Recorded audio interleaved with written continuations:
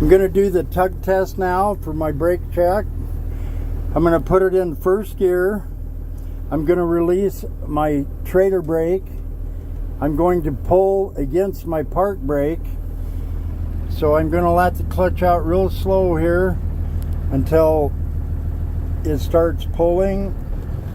And that's good. It shows my park brake works on my tractor. Now I'm going to pull on my trailer brakes, release my park brakes. Again, I'm going to pull, let the clutch out slow down there. I don't know if you can see.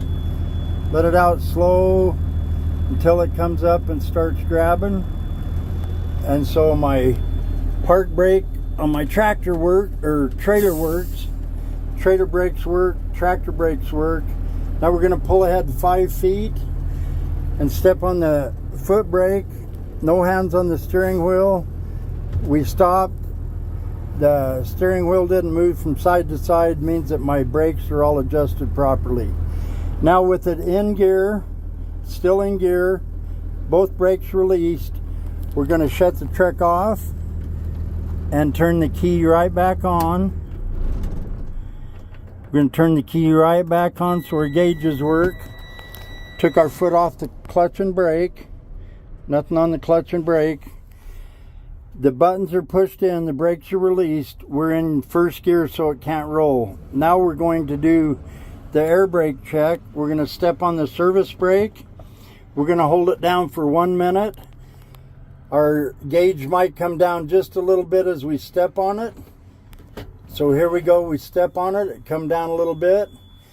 Now it's going to stay there for, it has to stay there for 1 minute. It cannot lose more than 4 psi in 1 minute for a Class A combination CDL.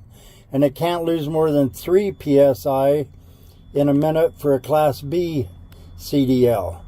So now we've held it. I'm going to hold it for a minute until the tester tells me. He said, okay, that's good.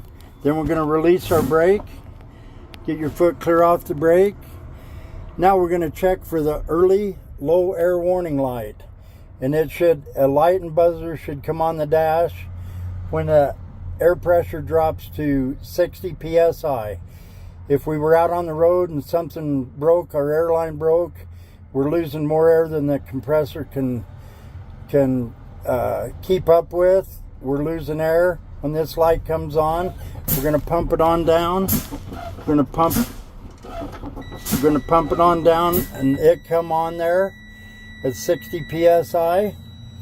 Right in here at 60 psi.